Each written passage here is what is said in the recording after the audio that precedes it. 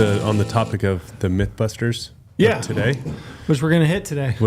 But we were just informed that there was a couple Mythbusters from the show, which is right straight childhood for me, and I love that show. We were just informed that there was some passing of some of the people. We need to search Which if guys? this is Do you know, true. Cody? Yeah, it's Grant Imahara. Is that the guy, the redheaded guy? No, the Asian guy. We need to search if this... 2020, and then... From what? Do we know? I don't... Ruptured intracranial aneurysm. Ooh. Oh, brain aneurysm. Fuck, dude. The female? Yeah. No way. The female passed too? How did she pass? Did she die in a car crash? I don't know. Let's look. That show was awesome. Brain aneurysm. Her too? What? Yeah. Both of them? Both of them? Yeah. Dude, that's one of the things I'm so scared of. Oh, God. Yeah. Both of them? That's so weird. Who we're talking about? Grant, right? Yeah. Yeah, Grant of a brain aneurysm, yeah. Yeah, but what so about the the girl female? didn't. That was the guy Grant did, but not the girl. Okay, sorry, yes. Okay. I was about to lose my mind. I was about to be like, how do both of them die of a brain aneurysm? There were too many reports. Jesse Combs died in a pretty legit way. She crashed a jet-powered high-speed race car. No A way. jet-powered high-speed race car crash. Yeah. Pretty... Dealing with fire there. That show was awesome. I mean, It was my childhood. Yeah, I remember watching that a lot, too. That was my childhood. Damn. Somewhat. I spent so much time watching that in between football practices. Yeah, I love that show. I love the whole premise of it and everything. Yeah. Some of the myths, too, I'm like, no way. And then they actually bust it. No way. That's That's terrible. We're not going to talk about that. Good thing you don't have a microphone yet. That's not true. They really didn't do that, did they? Yeah. No way. That show was wild. Dude, they did some pretty epic shit on that show. Yeah. It looked like a fun show to work on. Remember the one where they, the position you're supposed to get in during a commercial plane crash, and they tested that? And it's actually like a way worse position for you if you were. Really? That's the one that sticks out. The one that they teach? Yeah. Like so the one that you coach? Like if you actually listen like to you the put your flight head between attendant? your legs and Ball up? Yeah, and ball up. It's not. It's You not. can just what like visually in your head think like that's probably not a good idea because the seats in front of me are going to compress Well, my they proved spine it, and neck. and it was pretty aggressive how they proved it. And then I just remember like, okay. Did they actually crash them?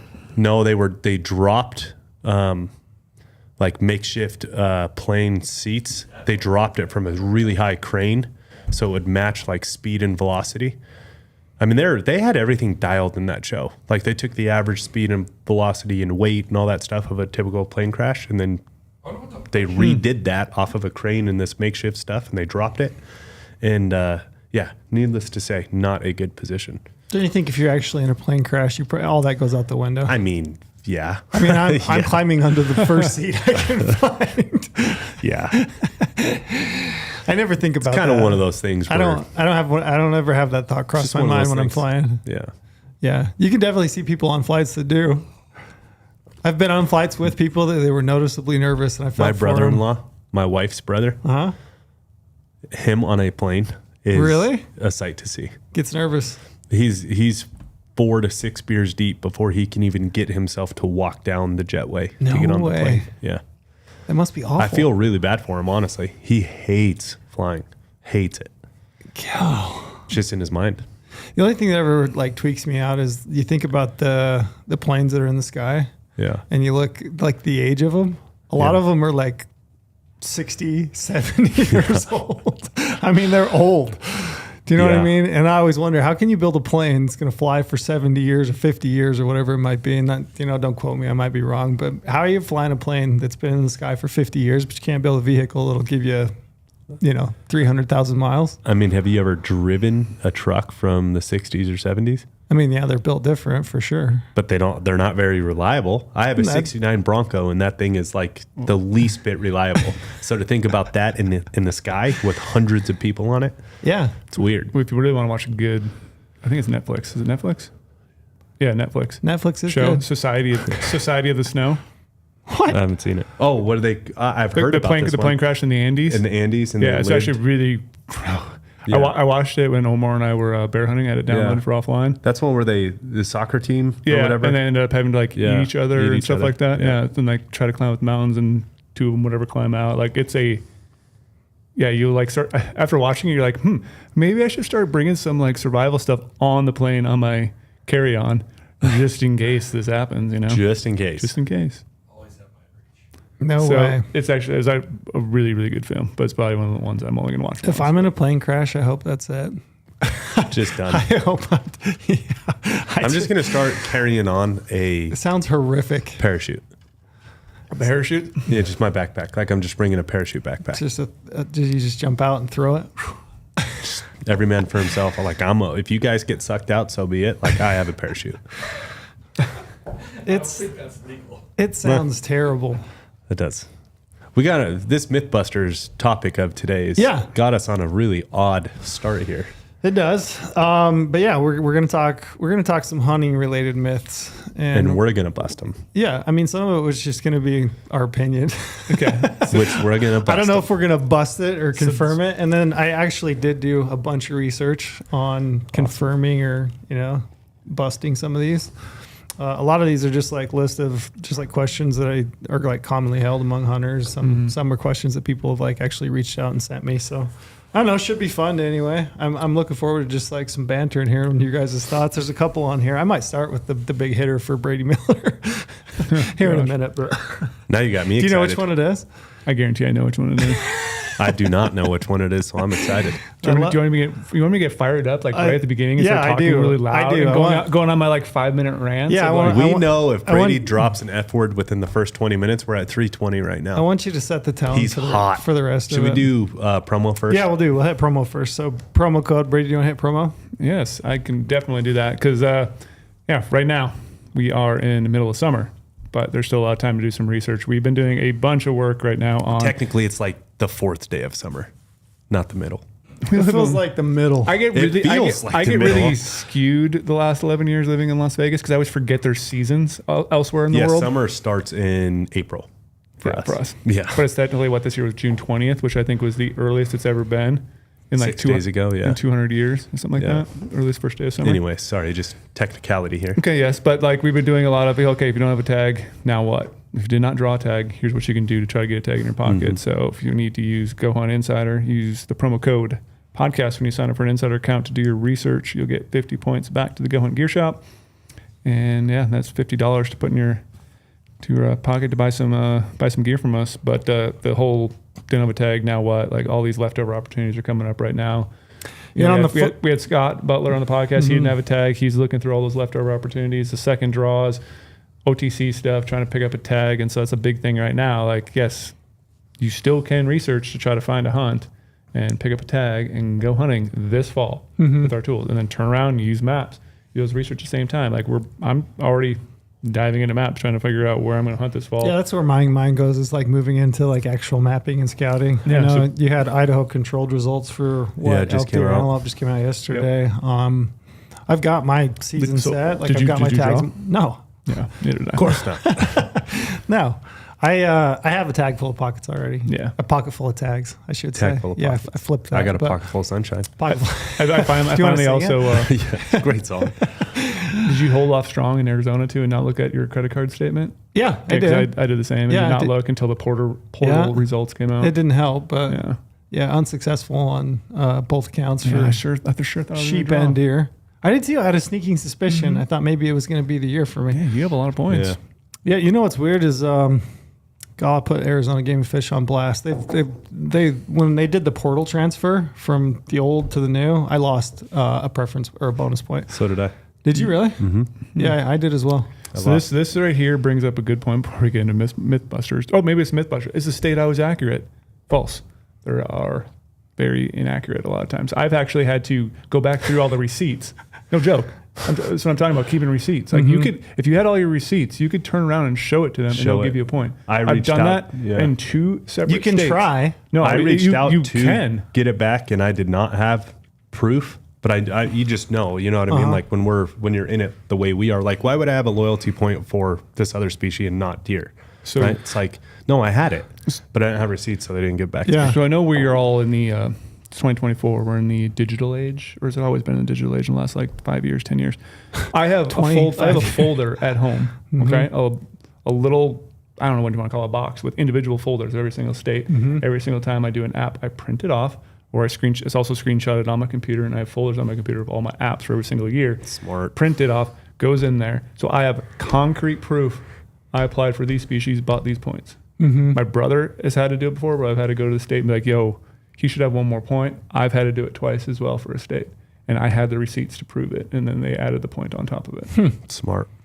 Yeah, I think I did this exercise in Arizona, but I think I came up with like 3 or 4 receipts or emails short of where I was. But I know for a fact, because I had it on 2 different locations, once in a spreadsheet, once in Point Tracker, my point totals, which I maintain every single year in my spreadsheet, go through, update them. Me too. Even my draw odds, like we pull up draw odds, your standalone draw odds, it's going to track your line, as you add your points from year in, year out. But yeah, when that portal transferred over, I definitely lost a point. 1 point. I did too. Which is a real bummer. Super bummer. Yeah. I mean, it's only 1 on a pile, but still, that's an important point. Yeah. It is. That's a good point. Keep track. Keep your receipts. Yeah. Be retentive. Because again, if you don't, that's a year off your life you lost. Yeah. When you actually did the thing, sure, you can say you lost money too, but at the end of the day, I'd rather have points than money. Yeah. So here's another thing I want to do in the promo right now, because you're wearing my new favorite hat, Brady. Yes. And what is that one? This is the Stratus in the Approach camo. Approach camo. I love that hat. It's so That's a good comfortable. one. Fits so good. You have the Stratus in the tan right now. I do. And then what are you wearing there, Trail? Oh, this is a new merino we're tinkering with. Yes, we are. So yeah, I'm hearing mid-August. How's it feel? Good, yeah. It's got a little bit of stretch to it. I think it's like a merino nylon spandex blend. Feels good. Good. It's Looks lightweight. good. It's got thumb holes. Yes. Yeah, so far I like it. I was gonna ask Brady, if you had $50 to the gear shop, what would you buy right now? What would I buy right now? What What are you buying? I mean, besides for this hat for sure. I would buy that. I love that hat. Yeah, It I looks have this so hat good. in like Fits great 4 too. colors, I think. Yeah, I like to run in this hat. I like to just. You gonna hunt in it? I'm probably gonna hunt in I that had it hat. last year. know. It was great. I'm probably gonna hunt in the Stratus early season. Yeah, I mean, the thing I really like is a product that I think we were wearing last time on the podcast, the Black Rock hoodie. It's not quite. Oh, yeah. It's not quite a $50 thing. I think it's like $65. Not to plug our own You stuff, can use but it. like You can it use actually, it towards something. I'm Yeah. really excited to take it to Minnesota this week when I go see my family for 4th of July. That thing is sweet. I You'll like be able to thing wear a that lot. in Minnesota. Yeah, it's gonna This be time of cold year? Cold in the mornings. I do wish I lived like that. I Like sweatshirt in the morning, then get hot. That's living it's so life. nice. When you can wear a sweatshirt in the morning, cup of coffee, sit in the Yeah. dock, watch the bass swim around. Catch the bass. That's what I'd be doing. Yeah, I usually don't buy a fishing license when I go home. I love There's bass just fishing. do Too it many illegally. other things to do. No, I don't even take a rod out. Yeah, I think of like boots. So like I was looking through the shop the other day. We've got some new Hanwag boots that are in stock. I've been eyeing that. Is it the Bridger? I think from Kinetrack. Yep. The new Bridger. Yeah, Yeah. that's a good looking boot. It I is. think I'm going to Leathers this year. I told you this last weekend at Lift Run Shoot. I'm going back to Leathers. Finally. I am. Finally, Yep, I'm people can doing it. stop making fun of me at the I'm doing it office this for year. wearing leather boots. Yep. I'm going back. for everything. No, not for early season. I'm still Yeah. going to wear those Solewa GTXs. Sure. But the big backcountry stuff, yeah, September backcountry and on to the later seasons, I'm going Leathers. Is it just comfort, durability? What is Durability. I've had some breakdown on those synthetics over the last couple of years. it? Waterproofness or just durability in general? Both. Durability in general more so than waterproof. But I haven't. It's been a long time since I've worn leathers, and I'm like, now that I've worn the synthetics for so long and dealt with kind of breakdown of the boots, I want to go back to leathers and Doesn't break you that they're refresh my heavier? memory. No, Not go at to all. the gym. No, Exactly. go to the Go to gym. the gym. What the fuck? I mean, a pound here and there. Come on, go to the gym. What do they say? Pound on your foot. What is it? Pound on your five foot. pounds on your- Five on your back. Yeah, 10 pound on your foot, back. 5 on your back. Yeah. Every pound. It's for amount. Go to the gym. It's kind of true. And it's like synthetic boots sometimes just don't seem to, I don't know, they don't seem to last as long. Yeah. They blow out a little bit. And like I said, I've had huge blowouts on my Yeah. synthetics the last couple of years. Other things in the gear shop I've been looking at. We finally got some of these air razor veins. Mm-hmm. So it's hold on, say it again. air razor. Air Yeah, razor. Razor. It's spelled pretty funky, which I won't be able to do. Yeah, okay. But Air Razor. But you can just look at it. But essentially what it is like so it's an Air Razor 26, which is like a max stealth profile vein. Okay, But they're, my understanding is that they stick better, so better adhesion, and they're also stiffer. So I've been using the Bony Heat veins, which I like because they're stiff, and so a stiffer vein's quieter, right? Like that ripple, if you think of a vein going through the wind as it cuts through the air. The softer the vein, typically the louder it is. That's More why, ripple. Yeah. Same with like a blazer. It was kind of, floppy, wasn't the stiffest material. And then also just like high profile, they were like a little bit noisier. Actually, this is being another myth. I'm going to add this one right on the tail end of this. That's perfect. But yeah, supposedly they're stiffer, so I want to try those. They do look interesting. Yeah. And I still want to buy, and I'm probably going to pick them up today. It's just Dude, they're 25% off right now. yeah, are they? 4th of July sale we got That's going right. on right 4th now. of July sale. That's right. Yeah. But I want to try those, and I want to try an Easton X10 Parallel Pro arrows. Yeah, It's you were like- talking about that this weekend Yeah, too. they've just like I've been kicking the can down the road, being like, oh, I want to set them Yeah. up. I want to try some, but I'm just going to do it. Yeah. So I'm gonna that's what I would buy in the shop. And then honestly, without even feeling guilty about it, they are our podcast sponsor, but SIG, Mm-hmm. 6 Hour, the Zulu 6s. If you don't have those, they're Mm-hmm. already a phenomenal price point. Why not knock off 50 extra bucks from them? Yeah. You know what I mean? Like those Zulu 6s completely changed Are the they game on sale right now for too? hunting. Yeah. Gotcha. Well, I don't know how much, Brady. You want to pull that up? Or they're you know- going to be at some point during this sale. I don't know if it's right now. Their product Yeah, I really not like because right I like now. their Not right now, but I like their point. rangefinders a ton. Yeah. Archer Yeah, their mode, rangefinder's sweet, all the too. rifle stuff. Yeah. I really do like the rangefinder. Whether you're like the Kilo 5, the Kilo 8, 8K. 8K. Mhm. Yep. Yeah, I've got the 8K. I've been using it, and I love that thing. Yeah, It's easy to see. I remember when they were here, I kind of noted to them that like one of the just like little finicky things about me and rangefinders is the button has to be real light.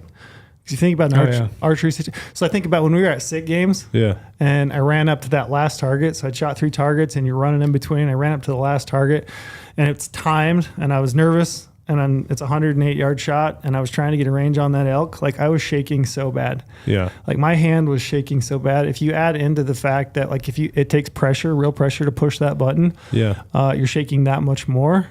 And those don't take hardly any finger pressure to actually get a range.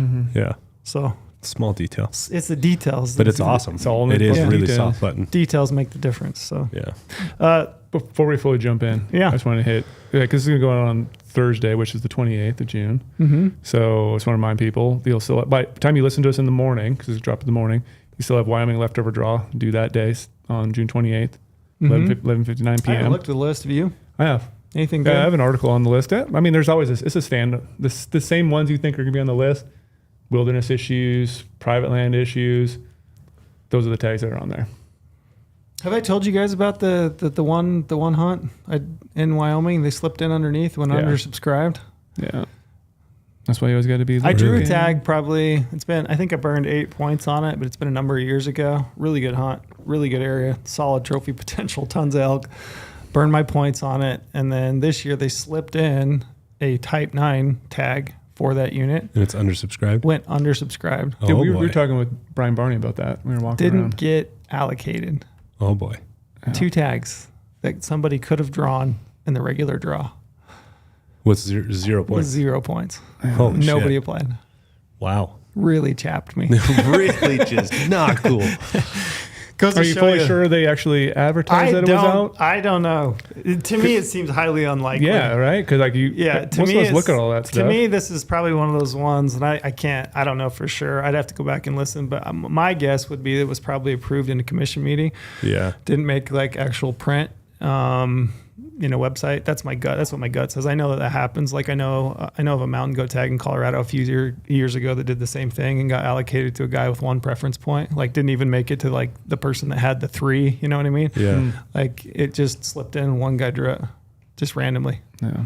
Stroke of luck. Stroke of luck. Yeah. So I don't know, but that that still chaps me. So I was curious if those leaked onto it, but I highly doubt. No. And then we got more. We have a Colorado secondary draw due on the 28th at 8 p.m. Mountain Time. So check that And there's list some out. good tags on that. There's some really good tags on I've been that. talking to some guys over at Matthews that were running through that, Putting something together. fine tuning it. Yeah. One of the hard parts about that secondary draw in Colorado is they offer 100% preference to youth. So if a youth applies for those, They got it. They got it. They're guaranteed it. So a lot of us, grown men, grown women, are kind of, which is I identify as 17 years old. which isn't a bad thing, but it does. It's like, dang it. Yeah. So yeah, we got. But you never know. Options. And there are some Never good know. tags on there. Yeah, check out the article on GoHunt. You want to see all those tags. I even included last year's list as well, so you can kind of compare and contrast. And what I like to do too sometimes is look at those lists and see what might be left over and use that towards my main draw app sometimes too. You can kind of like maybe figure out some I think a trends. lot of them ahead. might have been permits that were turned back. Yeah. Because so there's some good tags on there's there. good tags. There's I'm sure those are turned back. Of the list that those guys were sending me to like evaluate, I was like, shit, some of these are phenomenal tags. real good tags. Yeah. Yeah. Which are Yeah, that tags takes that people that takes just some supposed to- points. Yeah. Yeah. I also had a guy reach out to me. Yes. He actually sent me an email Monday and said, hey, I've got this elk tag in Idaho that I picked up over the counter. Any ideas? And we were kind of going back and forth. And then he emailed me again yesterday and it was like, disregard, I drew a controlled tag. And so he's going to turn his, OTC tag back in and he'll take the controlled tag. So there should be some of those that are hitting. Some guys got all the luck, man. And speaking of Idaho, I mean, it'd be a tight window for people listening to the podcast, depending on what time it drops on Thursday. But there's a bunch of actually leftover tags right now for Idaho that you can pick up. Yeah. I But never draw those always anything in always Idaho. sell it really quickly, and then it's that whole we have to wait in line for. Did you see yesterday when Idaho controlled results came out? They put you in a waiting queue I did see to get your results. I love some of the people just roasting them on the internet. Like, you guys need to fire your web guy because you have to put in a waiting queue. It's like when you're Ridiculous. picking up your OTC tag. a waiting line to check your own results. Check your draw results. That's ridiculous. I did not see that. That is Because they unbelievable. said their website was experiencing too much traffic, right. so it was Yeah. trying to crash their website. I think I saw more people yesterday that had drawn Idaho tags than I can remember in the past. Uh-oh. I never draw anything in Idaho, ever. Yeah, neither have I. I've always applied in the controlled. Yeah. It's a real bummer, but good luck to the folks and congratulations to the ones that did. So depending on Thursday how things go, those OTC non-resident deer and elk tags will probably be sold out by the time you listen, but check out the articles all the time on GoHunt. Yeah. One more thing too, Montana alternate list that closes on June 30th to sign up for a non-resident combo. Have you looked? Have you followed up on that to know? Like, it used to be that if you signed up for like the elk combo, general season combo, it was pretty well guaranteed. Like that you would get through the turn back list and you would still get that permit. Do you know if that's still the case? Yeah, the elk and the big game are definitely the two that are turned back more often because they have a higher price tags. I think people are like, oh, I'm going to get more of the money back. Gotcha. So if you're going to do one or the other, I think there is a lot more of those turned in. I didn't really track it that well last year. Usually I track it really well when my family needs to get some tags because you have to like call in all the time. I just forgot to do it last year. But I know the deer tag one's usually hard to get. Like my friend last year was number like 2,300 and he barely moved down the list. Like they didn't have a lot of deer Turn back deer. Yeah, just deer combo turn backs. Like there wasn't very many of those. I think for elk though, because people will draw a special tag, right? No, you can't do that. Or they won't draw a special Won't draw a tag. special tag. They'll turn back their general And then they season might have elk elected to keep combo. it for a while, and then they elected to turn it in. Yes. Yeah. Right. Yeah. And a lot of times too, those get turned back more towards the opening of general rifle. So if you're on the alternate list, doesn't cost anything to sign up for the alternate list. Yeah. You're not using any points. So if you want to try to get a hunt, you can always elect not to take it. So Gotcha. those are the upcoming things we got going on right now Gotcha. in the world of apps and tags. Yeah. Yeah. From the top. Let's dive into Mythbusters. Yeah. And hit Brady right, just right between the eyes right and away. just topics. You guys are going to make me heated already? Yeah.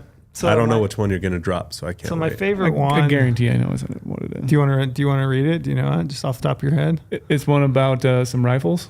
It's about a rifle, Yeah. a caliber.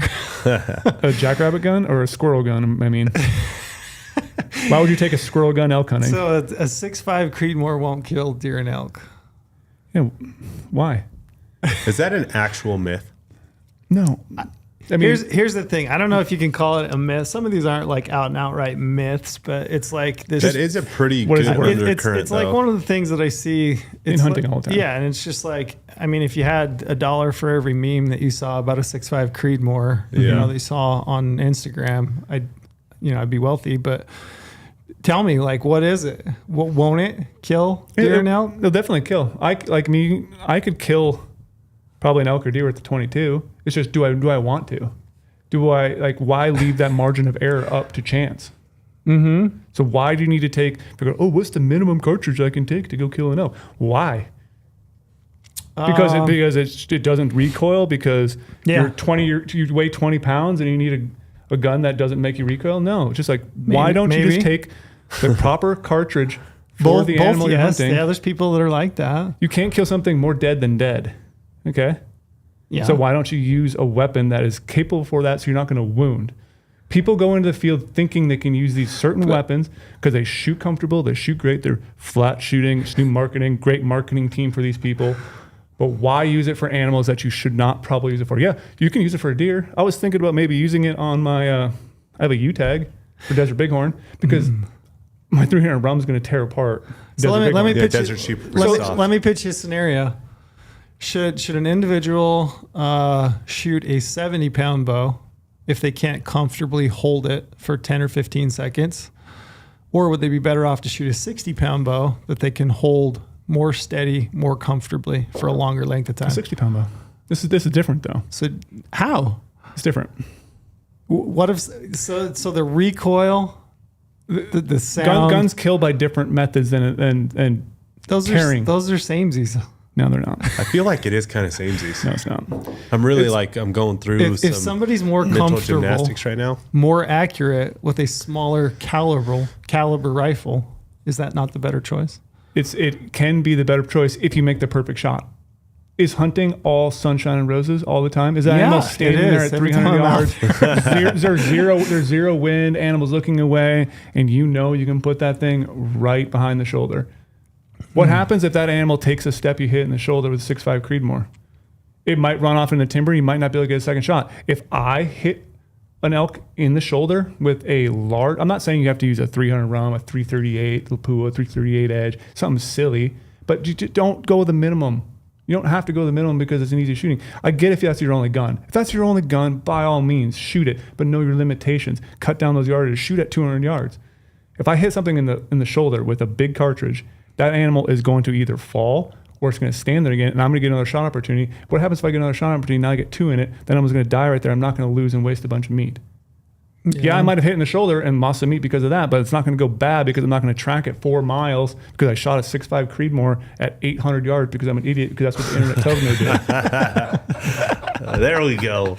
Let's go, Brady. You don't need to be it's fun to try anything. Is there a distance that is acceptable? Like if you like a 6.5 Creedmoor, you go out and you're hunting with it, is there a distance that you're like, yeah, I'm all right with that? Maybe 300 in. Okay. Like you can definitely use it to hunt. I'll be the first person to say, like, if you want to go use it, more power to you. I will support you, but just realize it's not something that is larger. It's not like there's an elk. I'm just going to shoot it and blow through this brush to hit this bull, and I'm going to aim wherever. You have to know on the shot. Same vein as like comparing it to archery. The way you're talking about, I've been doing the mental gymnastics over here to put the 2 and 2 together, kind of in the same comparable bucket. It's like traditional archery is what you would put into the 6.5. Much more considered to that, because like a 60-pound bow and a 70-pound bow, if you shoot an elk in the shoulder, that's like there's not really much of a difference between that's going to blow through with the 70-pound bow. That's like a 300 to a 7mm. Yeah. So it's like 6. Talk to me. Yeah. Oh, sorry, I didn't mean to cut you off. No, I was going to say, so 300 is in 7mm is like the 70-pound bow to 60-pound probably, bow. yeah. And then if you go to a 6.5 Creedmoor, now you're shooting like trad gear. Kind of, yeah. They shoot great, sure. I have one. I own a 6.5 Creedmoor. If anyone doesn't know, now they know. I own one. I actually really enjoy shooting it as a training rifle. Again, I know its limitations. I said it earlier, I might take it hunting on my U-hunt, because I have a U-Bighorn. They are really soft. Yeah, so it's like, I know it's only made for certain things. Like if I'm going to go out and try to shoot a deer, and it's my only gun, and I'm a Midwest person, and I'm shooting 50, 60 yards, sure, go for it. If you're going to take it out west, just know it has limitations. And yes, I know there's millions of people that will say, my brother's killed an elk with a 6.5 Creedmoor. I'm sure he has. Do you know the whole story? Did he take a million shots? I've heard a lot of people take 6 shots with elk, and I know them personally with 6.5 Creedmoor. I know some people also killed it in 1 shot and it just dropped. things happen, but why leave things up to chance when you're hunting? That's what I always try to tell people is just, if you're going to shoot a big gun, like, oh, it's going to waste a bunch of meat, just hold off then a little bit. You don't have to hit things in the shoulder. Yeah. Talk to me about foot-pounds of energy for a rifle. Do you have, I mean, is that something off the top of your head that you feel? Not probably off the top of my head, Okay. but more is always better. Okay. Yeah. I mean, there's no replacement for displacement here. Yeah. I want to make the best shot possible. And like I said earlier, the example of if I do make a bad shot, I know that one shot's going to hold it there, the animal, and so I can get it a second shot. I don't like, if you get stung by a bee, you might run 50 yards because like, oh, I got stung by a bee, I'm going to move. But if you got smacked by a freaking bowling ball, you think it might hold there a little bit and be like, oh shoot, like this hurts a lot. Like I can't That's really a good move. point. I hadn't really thought That about. actually is kind of a That's an interesting point. You anchor him there and then you can take a second shot. Yeah, okay, I like that. So I did a little research. I was reading, and I apologize, I don't have the source right here in front of me, but I did a bunch of different sites, a bunch of different reading. So basically, I found the one that I thought held some merit, and I thought I would run it past you. So this gentleman says, I've read a lot of different articles on this, and there are various opinions, but I would suggest that good killing performance occurs if the impact velocity is at or above 2,500 feet per second. You agree with that? Mm-hmm. Okay. And is retaining at least 1,500 foot-pounds of energy on medium-sized game and up to 2,300 foot-pounds of energy on larger animals like elk. Mm-hmm. Yeah? You're down That's with that? tracking. Yeah, It's sounding right. I think if someone wants to look at a really good thread, and again, forums these days, you never know what you're going to get, but it's actually a really good one. It's on Rockslide. I think it was like it's like something about like kind of 223 killing elk or something like that, or something like 223 in hunting or 223 in Western big game hunting. It's like, I think it's like 60 pages deep. Like people are going up like trying to shoot things with that. And it's like, check it out. Read all the stuff about ballistics and what kills animals and look at things like that. But So I ran through just to check. So 6.5 Creedmoor, 140 grain bullet, foot-pounds of energy at 0, 2102, 100 yards, 1834 foot-pounds. 300, we'll just jump up to 300. So 300, you get to 300 yards, 1380. yeah, you're already below it. Already below it. And then you get to 500, you're barely over 1,000. So 1,019 foot-pounds of energy. I would say that's I'd say it's pretty conclusive. yeah. So- if you're less than 1,000, like you're probably not doing the most moral thing. Yeah. I mean, it's less than, I would say, I mean, if you look at the numbers of foot-pound of energy, I mean, if really, when you get into the realm of even 300 yards, You're already pushing, which is 1380, that's below what this gentleman, which I believe, I did a bunch of reading, he suggests at least 1,500. I mean, you're already kind of below it at 300 yards. Yeah. And like those numbers are On always, medium-sized game yeah. is what, for his suggestion for that, 1,500. So elk, I would say no. I would say no too. And it's like, you can look at numbers all day. I know we talked about it before. I like real world examples, like real in the field, like judging how bullets react to animals and how they kill animals. And like looking at all that, like, sure, you could make a judgment like, oh yeah, anything under a certain foot-pounds of energy, you shouldn't use it. But like, I don't know. I know what's capable with larger stuff. And I've seen also, again, direct friends and family using stuff that's smaller and it not working as well. Yeah, sure, it still worked to a degree. But the performance I saw in the field was just not there. So what's the final determination on a 6.5? Will it kill deer and elk? I mean, it will, but will it kill it properly? That's the interesting part is like, will it kill a deer elk? Yeah, Yes. for sure. Like even, I mean, Should you use it? even No. could it kill I can kill an elk at a mile? I mean, yeah, if you had the perfect shot in between two riblets, right? Like right in the soft spot in between the two ribs, and it just slips through, hits no bone, like, yeah, it's probably going to kill it. But what are the chances of that, right? When I'm not passionate about this stuff like Brady is, obviously, but like if somebody told me I'm going on an elk hunt, a 6.5 Creedmoor would never be in my mind. And I'm not even passionate about it. I would just be like, oh, I'm shooting a 7 or bigger. Yeah, let's do one more quick example then about that. Would you ever take a 6.5 elk hunting? No, I mean, I don't know. Well, I've had my kid. So my kid, when he was 12, we shot a cow elk with a 25-06 at 110 yards. It was, But that seems reasonable. yeah. based But I on- would have never let him take a shot past 200. Quick one here. We can move on because we got a lot of questions. Yeah, we do. If We won't you- get to all of them, but we'll. If you drew the elk tag of a lifetime, Early rifle tag, let's say in Yeah. Utah or something like Yeah, that. Matthew's in a gold tip. Early rifle tag. ahead. You burn 25 years of points. Okay. Maybe whatever. it could be. 440 grains at 295 feet a No, second. I hear So you. stop. Don't leave it up to chance. You would pick a 6.5 Creedmoor out of your No, rifle case and bring that on that dream hunt of a lifetime. I would No. not. Would you? That's my point. And that's the thing right there. So if that's I the answer wouldn't- for anyone, they should not do that. and that's wouldn't- what I was getting at is I'm not passionate about it. But if I have an elk tag, it's like not even in my mind to take a 6.5. Yeah. No, it's like no one in the right mind would do that. They drew a tag with 25 years of points, pick up a 6.5 Creedmoor. Like, I'm going to take this on a rut elk hunt. No, you would take something a little bit bigger because you burn that much more points. You realize that any animal's life is worth so much. Use the right cartridge for the job. So the memes are justified then. Yes. Okay. And I love them. And I love when people send them to me. So Okay. keep sending them to me. I might not share all of them, We'll but put I definitely read them all. we'll put that and one laugh. to bed. Okay, I got another good one for you. All right. You ready? So this one stems from a pretty legendary bow hunter, Randy Ulmer. Do you guys know where I'm going with this? I do yeah. know where you're going. You do? Awesome. I Yeah. already know. You do already? Oh, Both yeah. of you already know. Okay. So archery hunters should avoid eating red meat or meat in general weeks prior to their hunt to avoid the scent of a predator and improve their chances of not being winded. What do you think? So I don't know. This is a story that a lot of people might not know about me, but I was vegan for a little bit. And this is part of the reason why I did it. When I was first getting really into bow hunting back in like 2010, 11, 12, like that's when I was diving headfirst into it.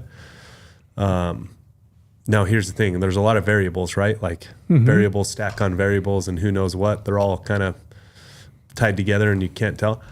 I was a way shittier bow hunter back then. I'm still, obviously I got a lot of room to grow even now, 10 plus years later. But back then I did not notice a difference at all. None. None. But I was a much shittier hunter. So like all the other variables, was I fucking up all the other stuff too? Probably. Right. But like I did not notice much Where do of you a ever difference. tried it? No, but the only thing I could think maybe has some validity to this is you walk by a restaurant cooking a bunch of, barbecue, cooking a bunch of food. You can smell that from miles away. And like you probably then in your body, maybe it's emitting some of that scent out. You walk by like some stupid vegan restaurant. Can you smell what they're cooking in there? No, because it's not very good. It smells like seed oils. Hey, I You can can't really attest. smell it, so it's probably not emitting as much from you. But I don't know. This is shout out to Branson Jackson if you're out there listening. I remember very distinctly sharing a room with Branson after he a ate. weekend at Western Hunt. You could smell the food on that guy for that one night, especially when we did the burrito The challenge. 5-pound burrito The challenge. 5-pound burrito challenge. Yeah, that one stuck with him for a hot minute. It sounds like it could be possible, but I don't know if it actually is. The part that I started to think about with it is like, we try to manage our scent as much as possible, right? Like any human made scent. When you start talking about, and of course, if you're doing it the right way, you're not ever going to be perfect, but you shouldn't be fueling up in your hunting clothes, right? But if you did, or if you're driving a side by side to get out there, or even if you step out of the truck and the exhaust is still kind of set, are you really going to smell meat over that? Is that animal So- going to smell meat over that? Yeah, Or so like you- so you're meat saying- over your laundry detergent? Yeah. I know where we use scentless and all that stuff, but your house has a scent, right? Like if it touches other clothes, it has a scent. Now there are some freaks out there that, Midwest hunters that are so crazy about this shit where they put their hunting clothes in trash bags with deer piss and we have a question about this. We'll get into deer it. but piss and sap and all that, right? Like, but can you really be perfect on your scent to the point that what you eat even is like the most leading scent that's going to go to the animal? I don't think you can ever be perfect. Like specific to elk, like you just are never going to fool an elk nose. There's too many other things. But can you close the gap? Can it make it that much better? It's like the debate about the debate about camouflage, right? Does camouflage make it a distinct difference? Maybe it buys you that extra half second because they can't quite make out your shape. Maybe red meat, you avoid Buys it. you that extra. Maybe they wind you, but they don't quite know. and they just hold for that little bit. Yeah. Well, maybe it's not even a wind thing. Maybe it's just a sixth sense. Maybe they just feel like they can just sense there's a predator near them. Yeah. Look, Because like you have the predator gene in you because you've been eating meat forever. Like maybe they can feel a mountain lion when it kind of gets closer.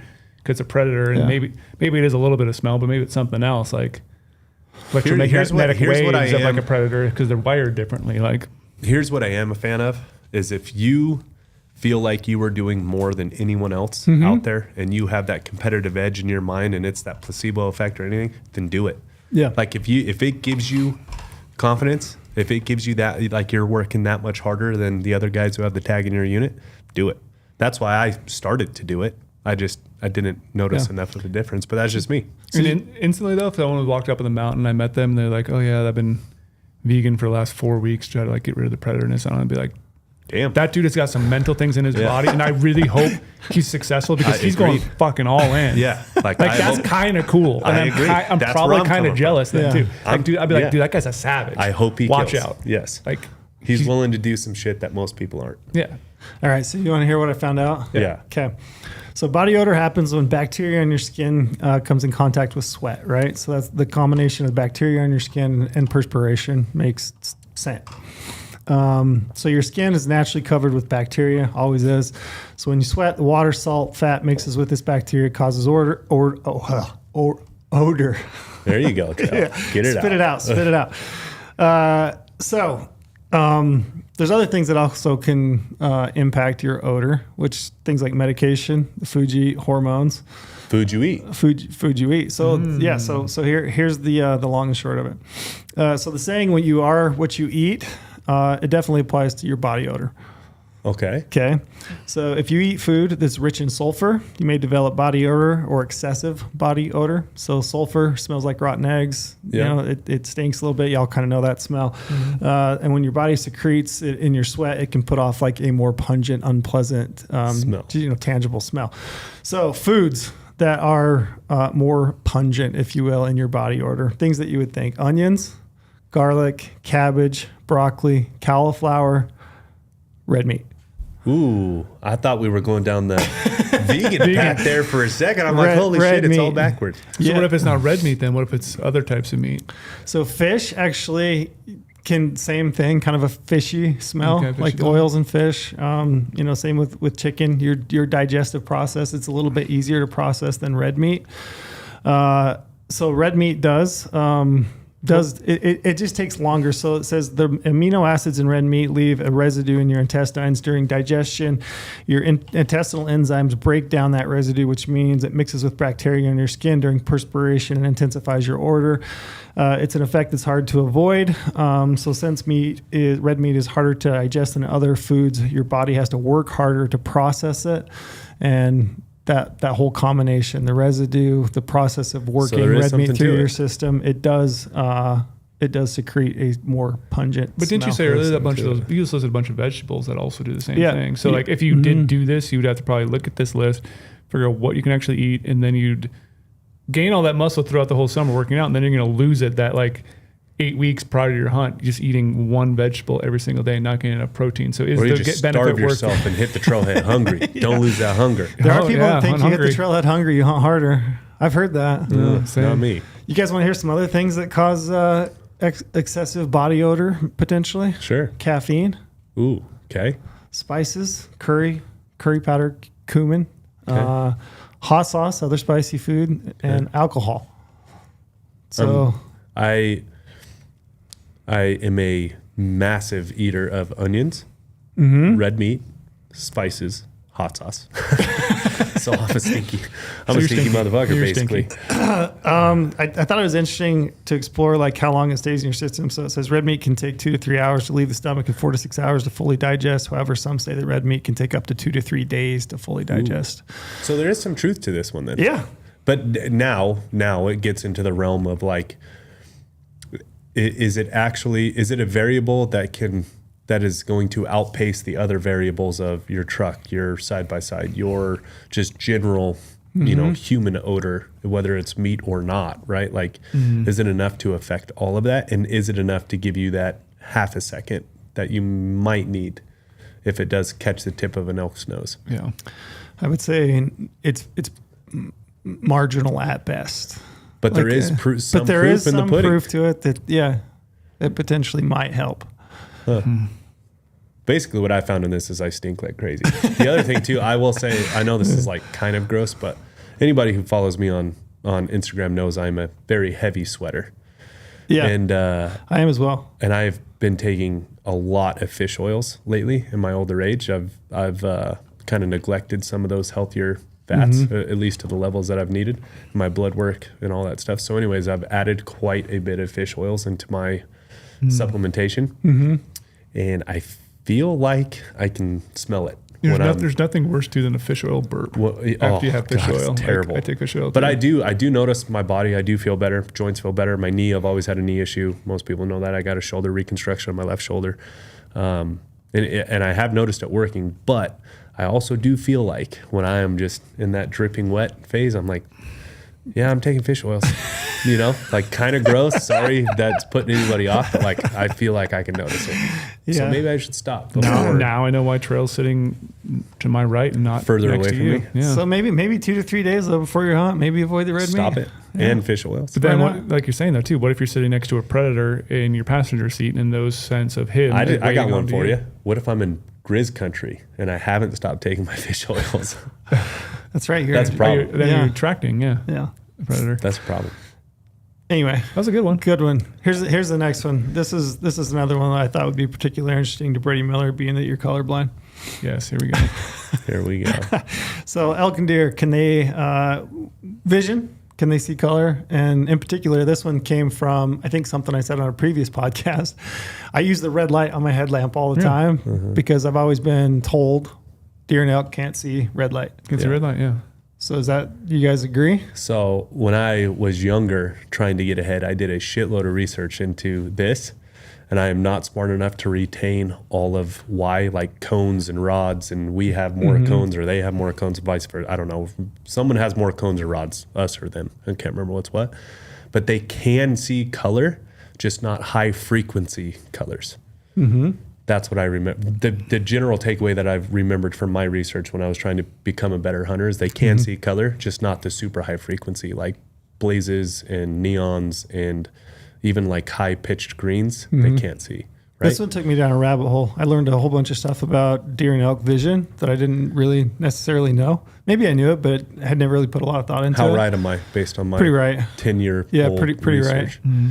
Yeah, so first I'll jump in. It says deer are mostly red-green colorblind, so they can't see. High frequency. Yeah, just like Brady.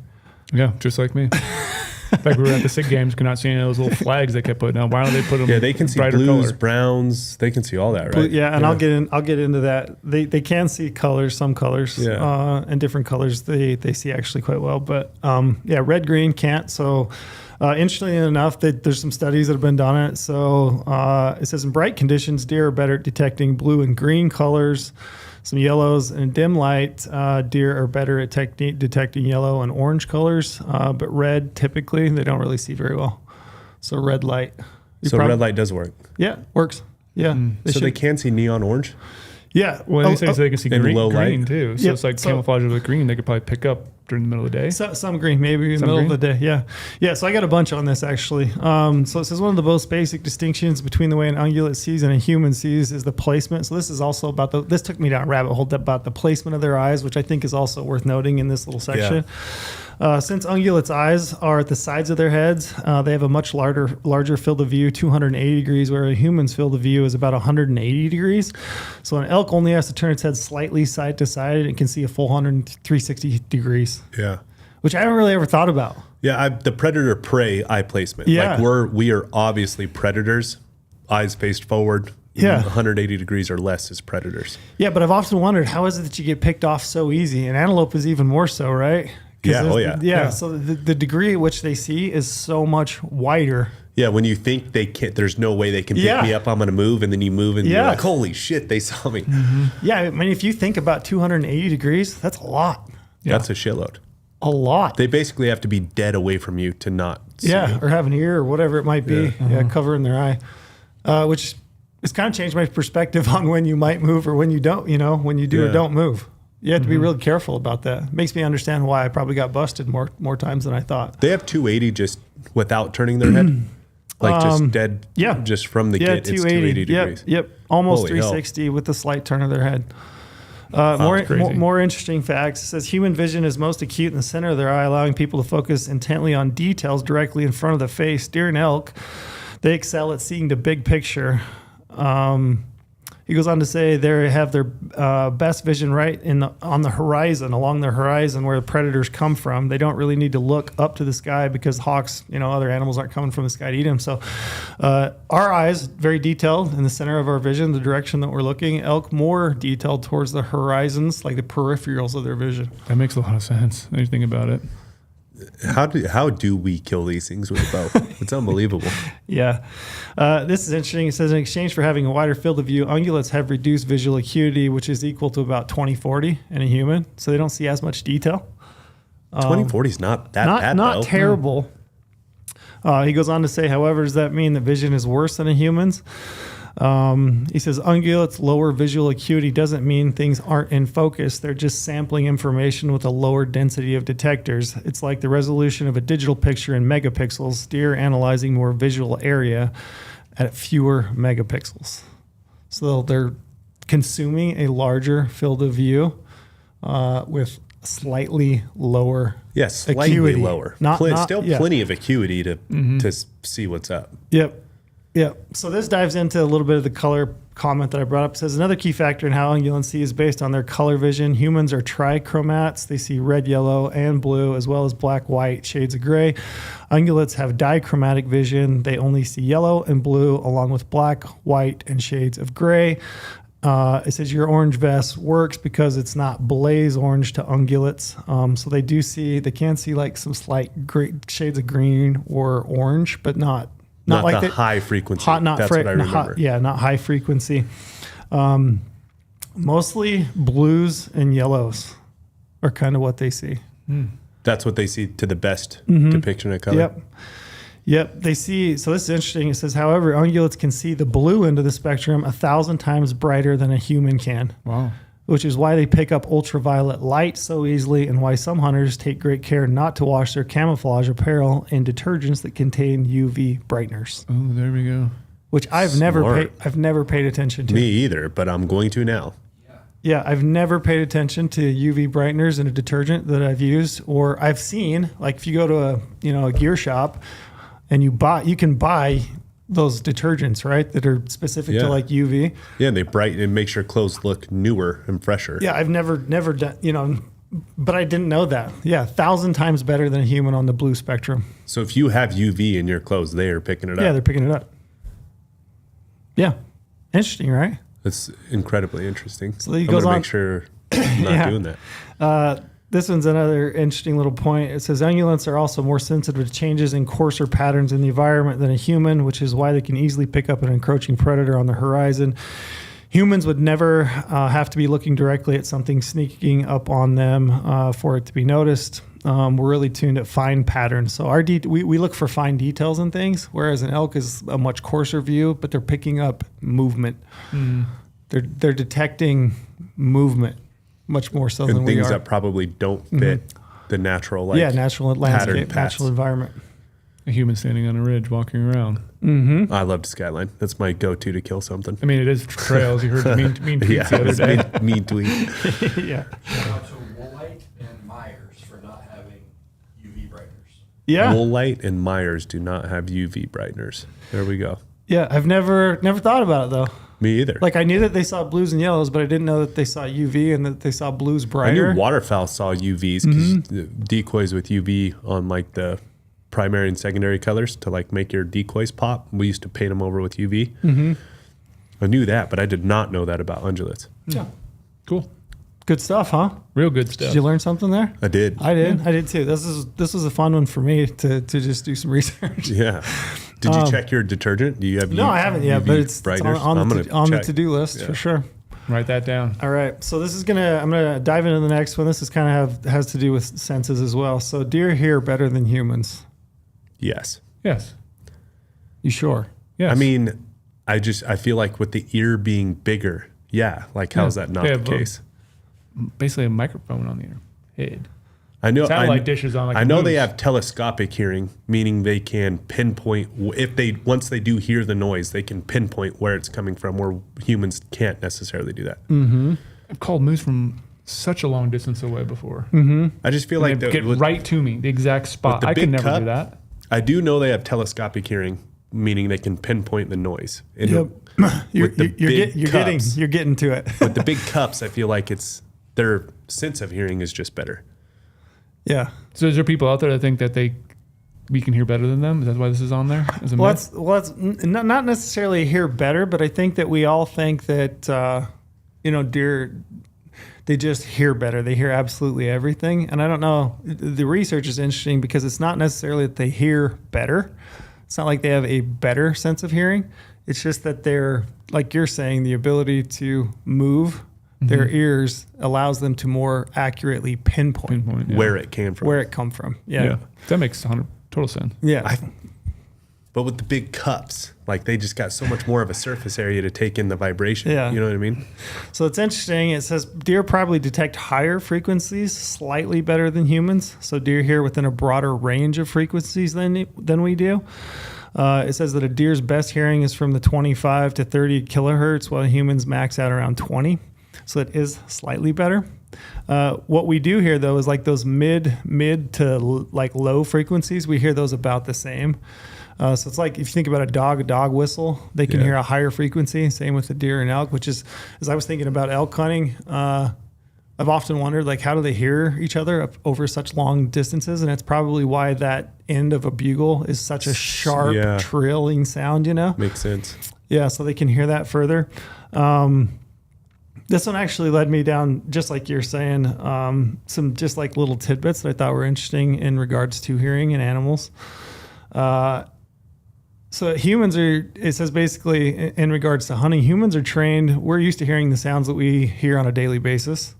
So, we're used to our environment, and anything that's kind of outside of that, we may not particularly pay attention to. I also think we get really good at just like blocking out the things that we don't want to hear that aren't important to us. You don't say. 2 kids and a wife? No way I have selective hearing. No chance. I threw that one out for you. I thought you might run with it. No chance I have selective hearing. Yeah, but we are. But if you think about a deer and elk, their whole existence is based on avoiding predators. And if you think about the sounds that is going to keep them alive, the things that they are acutely aware of, it's going to be the things like a stick cracking. It's going to be the sound of a pant leg or something foreign brushing up against, a piece of brush that's going to alarm them. They're so keyed in on those things. Yeah. Which is interesting. Again, how do we kill these with a bow? Yeah. This guy makes a nice analogy. He says, do you know the feeling when you're in a crowded room and there's just too much going on to focus on the conversation? Well, that happens in the wild too, between birds chirping, leaves crunching, blowing winds and twigs. Sometimes it can be hard for us hunters to figure out if it's a deer or something else that makes all that racket. He says that deer, according to his research, deer have a much easier time distinguishing between individual sounds than we do, and they're able to separate natural and unnatural sounds to determine the threat level. So it's like those little foreign sounds. Yeah. Tripod metal magnets on your bino harness. We've all seen that, like how easily they pick up on a magnet slap from your bino harness or a buckle hitting your tripod. Magnet slap, but whatever. You can make it quiet if you want to. I'm just we've all seen like how easily something picks up just the slightest little ting of a tripod or something. Yeah. And then the other thing you already noted on, the ability for them to rotate their ear in different directions. They can basically, it's like little satellites on their head. They can rotate those back and forth to really pinpoint, whereas our ears are kind of mounted front and side, like we really only take in kind of what's in front of us, a little bit to the side. We have a really hard time pinpointing sound. But elk and deer, and if you think about it, as I was doing research and I was thinking about this, I was thinking about an example. I remember I was with a buddy. We were hunting elk in Wyoming, and we'd heard this bull bugle in the morning. We'd gone back and forth with him 5 or 6 times, never really committed, couldn't cut the distance. So we just decided we're going to go check out some new country. So we bombed out. We were probably, 400 or 500 yards from where we kind of had that encounter with them. We sat down on this face like midday, have some lunch. We threw out a couple bugles, nothing. So we're just eating lunch, hanging out, some cow calls, some bugles just periodically. Like 2 hours later, we're just sitting there eating lunch, glassing, and this bull literally walked. Right on top? He was 8 feet from us, popped his head out, pinpointed us from that entire counter throughout the day to that pinpoint, like he walked right to us. That's wild. Yeah. That's pretty cool. Which is incredible. But then even talking about the pinpointing thing, like obviously your elk film's not out yet, but I've seen the cut of you and Omar's. Didn't you say multiple times that you have a really hard time pinpointing sound of bugles? And so like, you wanted Omar to look for it? And So like, hard. It's actually difficult. Yeah. Like I'm not I don't have the best hearing anyways. I have tinnitus or however you say it. So I have ringing in my ear pretty bad, and it really affects my ability to like pinpoint sound. So every time I would think I'd hear a bugle, I'd look at Omar. I'm like, what direction? Yeah, Where is that? But if your ears could rotate, maybe you could have a little bit better. And even when we were turkey hunting, You look pretty weird. Yeah. Well, that's why, I mean, that's, I've always, I think you would. Maybe. You got one ear. This like, shit. And that's- like curving around. I knew that telescopic thing. So whenever I'm in a, you get caught in bad positions, right? A little too far out in the open or this and that. It's like, I do not call if I don't have great cover. You know what I mean? And like, that's always something I've done in the past when on research, when I was trying to be a better hunter on ear, sight, nose, smell, whatever.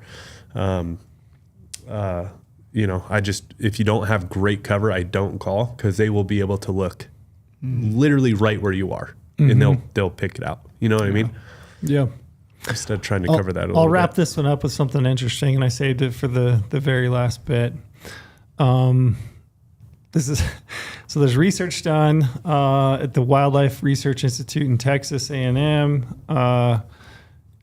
They found, and again, it's a whitetail, which is different, but they found that the human voice is the scariest sound at all when it comes to spooking deer. So it's like the one thing.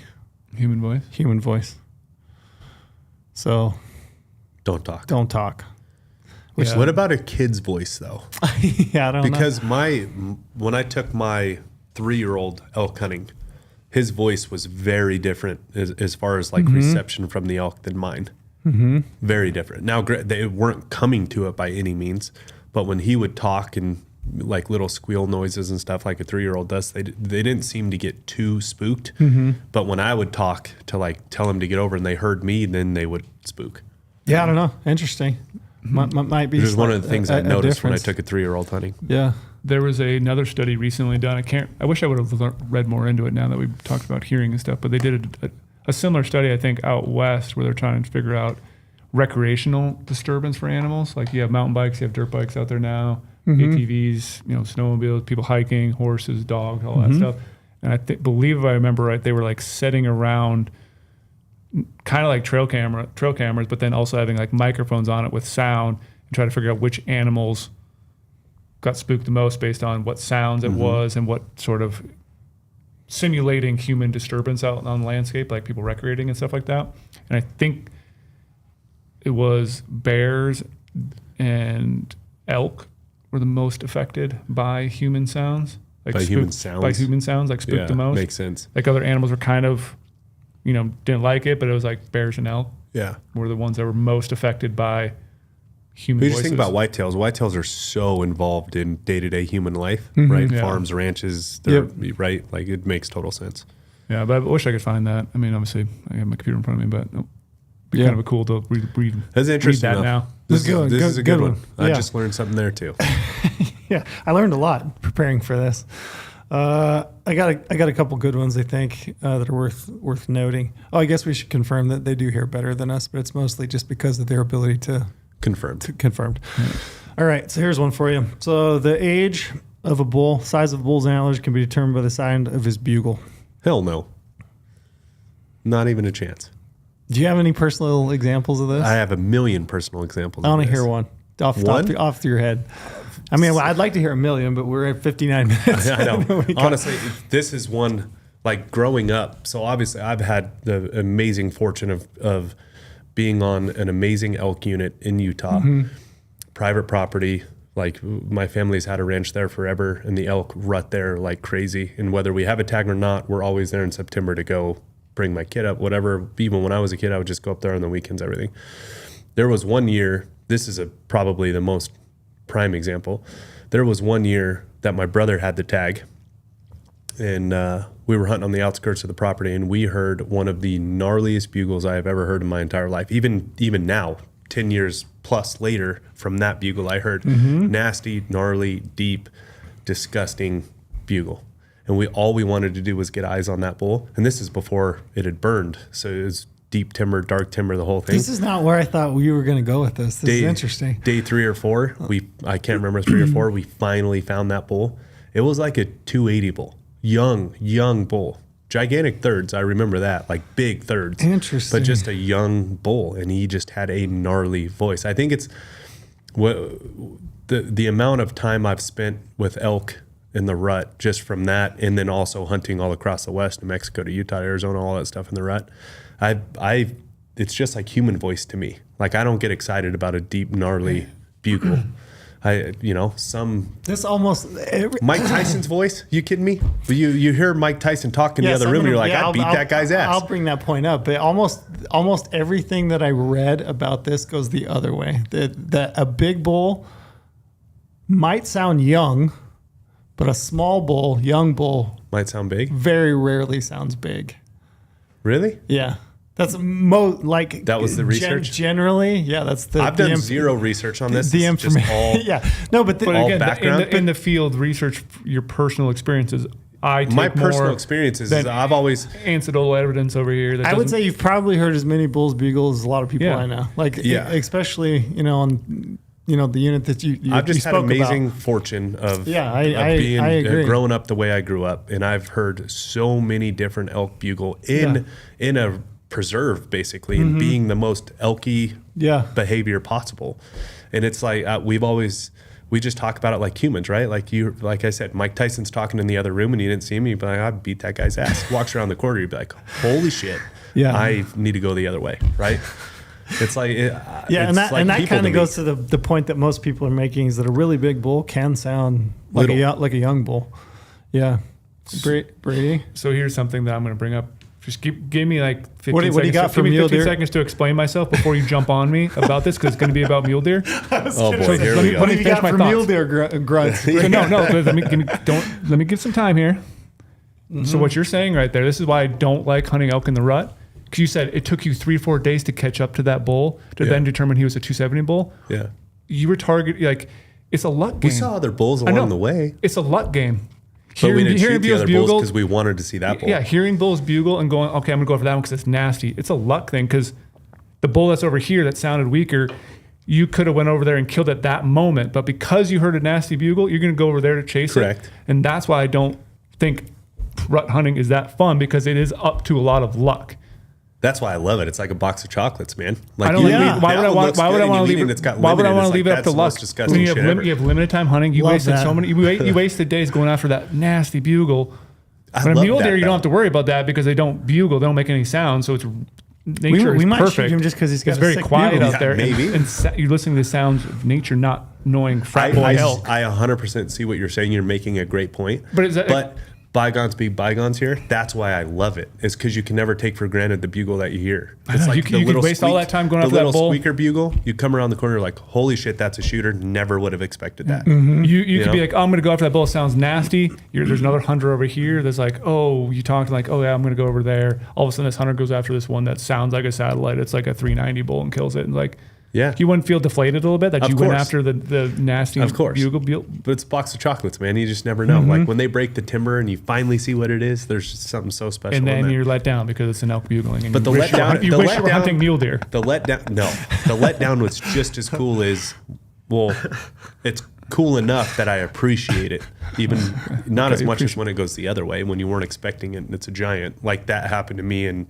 Omar, New Mexico. There was a bull bugling and it sounded like just a totally normal bull. But when we finally did break eyesight with him, it was the herd bull. And we're like, holy shit, that's the herd bull's bugle? Cool. Yeah. Like, I love it though. It's a box of chocolates for me. So here's what I found out. Rule of thumb: a young bull is rarely going to sound like a mature bull.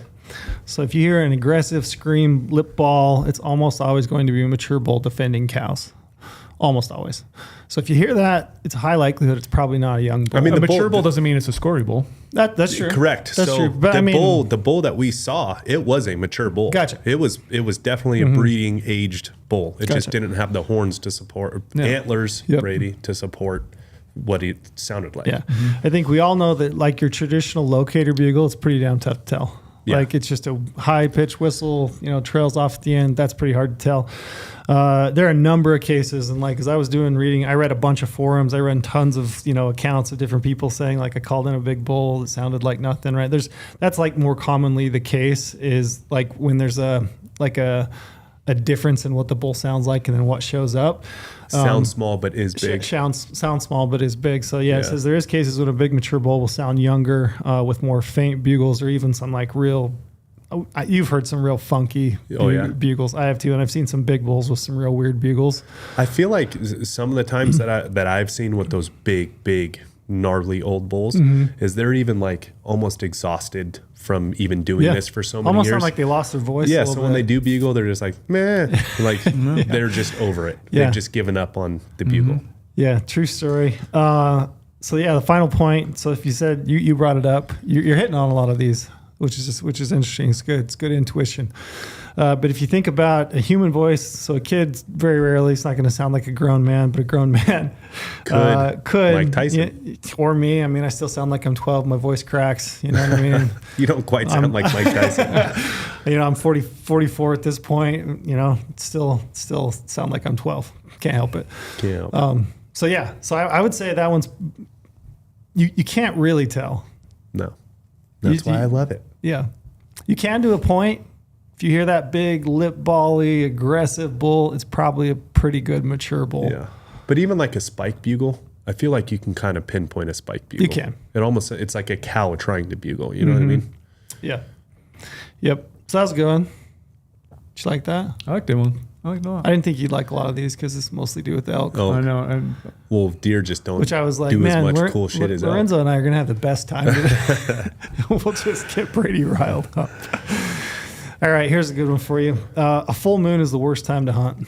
False. Oh. Which type of bear is best? You only False, have, black bear.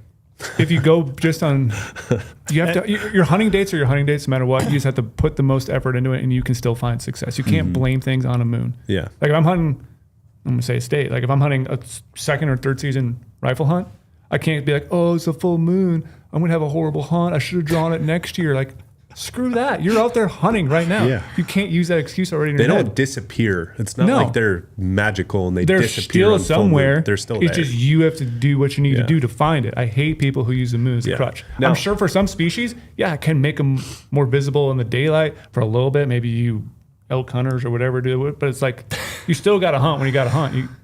If that's the only time you have vacation, you have to still go. Can I take But what if you don't? What if you get a chance to choose? to choose? And most of, like I said, everything that a lot of what I've got right here is specific to elk. Because when you talk about Can I elk take and a- full moon, Can I take a shot at it? yeah, please. If I could choose, I probably wouldn't choose full moon, but it doesn't bother me because I just think it adds a level of variable. So like we'll do elk in the rut. Elk in the rut during a full moon, I feel like the mornings in my in all my years of hunting, I feel like the mornings are pretty good. And I feel like there's a really good afternoon, like 1 to 3 kind of activity. God, you're good. It's just my personal experience. Yeah, you're picking up on a lot Like of I these. feel like there's a really good elk rut activity in the midday afternoon, like the 1 to 3 stuff.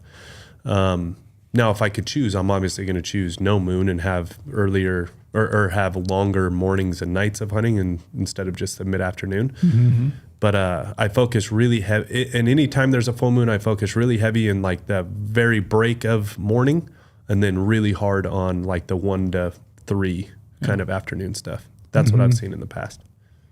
And I could throw the opposite thing out there too. Like What about mule deer in a full moon? a full moon could be great hunting mule deer because what are they going to do? They're going to be up all night moving around. You might not see a lot of them during the morning, but if you know the general area where they're at and they're bedded, you probably have a really good chance to get in there and kill them and not going to move around on you.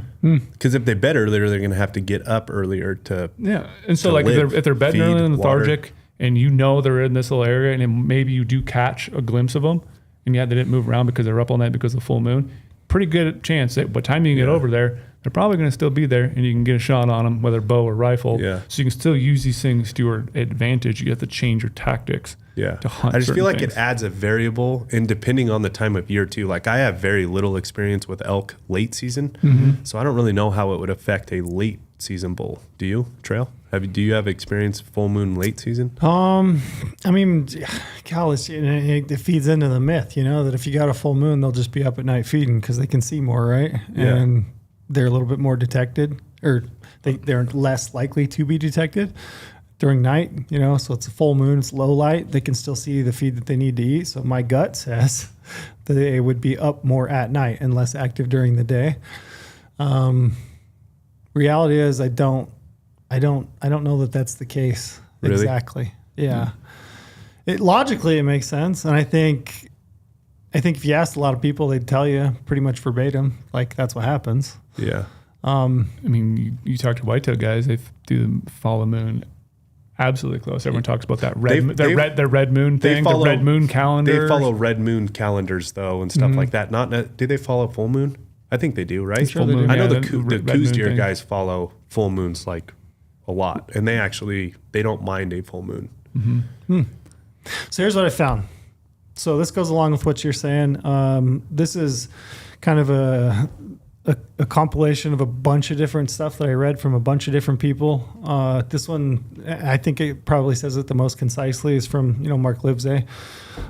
He says, I found that during a full moon, hunting can be quite good during midday. During the full moon time, the bulls have been in their beds since early that morning and seem to get restless midday. And many times they'll get up midday, sound off, bugle right during the afternoon, which I would agree with. Sounds like you came to that on your own. We've killed quite a few bulls midday. Yeah. And that's on a those great full time moons. to kill them because the wind's consistent. Oh, it's awesome. So Midday is awesome. Everything's consistent. Yeah. And you got the harsh shadows, harsh sunlight. It's break up your great outline. time. I Great agree. time to hunt them. He goes on to say another moon pattern that he's noticed with elk is that they tend to be more active during daylight hours the days leading up to a full moon as compared to the days following a full moon. So another little tidbit. Yeah. This led me down like a whole bunch of interesting stuff, mostly due to the elk rut. That's what I'm thinking about. Sorry, Brady. I understand I'm the redhead stepchild of this discussion. Which I agree with. So he basically says, I'm convinced that when cows come into estrus, it's game on no matter what the moon is doing, which I would agree with. Yeah. Because I was trying to take it to mule deer for Brady so Brady can have a little bit of love here. Yeah. I've had a lot of experience hunting deer in the rut in Colorado. And when the rut is on, it just seems like it's on. It seems like the experiences that I'm falling back on right now that I've had in Colorado, they rut midday on full moons, and mule deer do too. We've killed some midday. My brother killed an unreal 4-point with 3 or 4 does at 2 p.m. We were coming back from town, driving out, and he's standing out there in the open like it was first light. You know what I mean? Like you felt safe. Killed him at 2 p.m. Yeah, I just feel like a lot of hunters, I mean, we're humans, so we all like to make excuses for things. So we'll point to, oh, it was a full moon. That's why I didn't see any deer. That's why I wasn't successful. But like maybe your whole plan of how you e-scouted, how you approached a unit, all that stuff was also Or maybe you contributing to that as well. And it wasn't really the full moon, Yeah. but you're just trying to figure out something like, oh, the season days were just so horrible. That's Or why I you couldn't didn't kill. change your strategy during the full moon, and Yeah. you hunted the morning really hard, slept during the during the day, day. and then Yeah, hunted most really hunters do. hard the last light, and that's not the typical pattern Yeah. during the full moon. I never look at a full moon and be like, try to schedule my stuff around it. Never have. I just hunt when I have to hunt. If you could choose, though, if you had a choice, I don't know. Because like I said, there's gonna benefits. choose There's benefits no to both. moon. I'm going to choose dark yeah, I'm going to choose no moon. if I have a choice. Yeah, me too. Like if you could put no moon on September 15th every year, I would take that. I would just rather have it be cold. Like I'd have That it. too. Yeah, that's a good point. That too. Like if I could choose a weather pattern, I'd just say cold. Give me cold weather because that means animals have to be on their feet and move, no matter if it's Yeah, moon or good not. point. Yeah, if I could choose full moon and overcast and maybe a little bit of rain, I would choose that over No moon and darkness and 95 degrees. Yeah, or that's a 100. good Because point. I you would could have too. no moon and heat, and they're not going to want to move. Yeah, because I think a lot of that is due to just body temperature regulation, Yeah. the amount of energy they expend, like when they're rutting or moving. Yeah. During the day. There's more. I want to include some more of this because I think there's some good information. It's a bunch. I always get asked about the rut and moon and what's the perfect days to go perfect. elk I took 2 DMs this morning on the way down about it. Yeah, your Q&A the other week was a lot of like, if you could pick the Yeah. best Yeah. dates of Yeah. September. Yep. So Experts agree that the elk rut's largely affected by changes in daylight hours associated with the equinox. The hormonal changes induced by the diminishing daylights prompt an elk's endorphin system, endocrine system to produce crucial hormones such as testosterone in males and obviously estrogen in females, which causes them to go into estrus. He goes on to say, I feel like the best times to insert yourself among elk is heavily weighted towards the 10 days leading up to the fall equinox and 7 days following. So kind of that equinox. He goes on to say, and I think this is like worth noting, and then at the end, I'm going to include, the equinox date and then full moon date for September. So you guys can help plan your hunts. He says that I'm convinced that when cows come into estrus, it's game on no matter what the moon is doing. The equinox is the key factor in determining the estrus cycle. The moon has little, if anything, to do with it. The more full the moon, the more likely the bulls may be active at night and rutting. That doesn't mean that they can't and won't be active during the daylight hours, which I think we've both noticed. Yes, Yep. He said a lot can depend on rut timing, the number of cows in estrus, hunting pressure, weather, hot weather. So you may need to adjust your tips and tactics. So it's kind of like this combination of all things. Yep. And I'm with Brady. I would not change my hunt based on the fact that like full moon or not full moon. And sometimes you just can't pick, right? Yeah. So take home when it comes to elk this year, fall equinox is going to be September 22nd. You have a full moon on the 18th of September. So those elk doesn't line up real good for this year. Not real great, but they are going to come into estrus. Yeah. The bulls are going to rut. Like you're going to lead up to probably like that peak, maybe the 22nd of September. That 10 days prior, they're going to be coming into estrus. They're going to be cycling. Who cares? Like who gives a shit if it's the 18th? It's a full moon. It just is what it is. I still want to hunt when the most cows are likely to be in estrus. My hunt this year is the 15th through the 24th. Yeah, that's what I was going to do. That's my hunt dates for the tag that Omar and I have. Right. So like I don't have a choice. I'm hunting the 15th and still through the general, 24th. And no matter what species you're hunting, elk or mule, there's still general biology. If you're hunting rut, animals have to be bred at a certain time of year for the fawns to be dropped at a certain time of year for the fawn survival. So it's going to happen. If it's a full moon, they're still going to rut. If it's not a full moon, they're still going to rut. So I can tell you right now, I'm going to be really focused on midday. Like we're not going to take it easy midday. I can tell you that right now. Yeah, and I'm going to stay in camp no, like we're going to be getting after it midday. Just knowing Matt right here. Yep. And I just want to give a slight plug, shameless plug. Yeah. So I'm a word guy. Every year I have Mark Livesey write me an article about equinox and planning your archery elk hunt. Yep. If you want to check this out, learn more about it. Obviously, this is a 2023 article. Every year he writes a new one for me, so he'll be writing a 2024 one here coming up. But it's titled Using the Equinox and Moon Phases to Schedule Your Archery Elk Hunt. It's a really in-depth article, a lot of graphics about moon phase, the equinox, all these things. He has a calendar of when all these things lie out there in September. And obviously the dates for this year are always a little bit different, but check out that article to learn more about the equinox, moon phases, how it might play into how you're going to plan a hunt, and then check out eventually here the 2024 article that'll be dropped soon. Yeah. I got a couple quick hitters for you. Quick hitters. Love them. So a campfire will spook animals and should be avoided. False.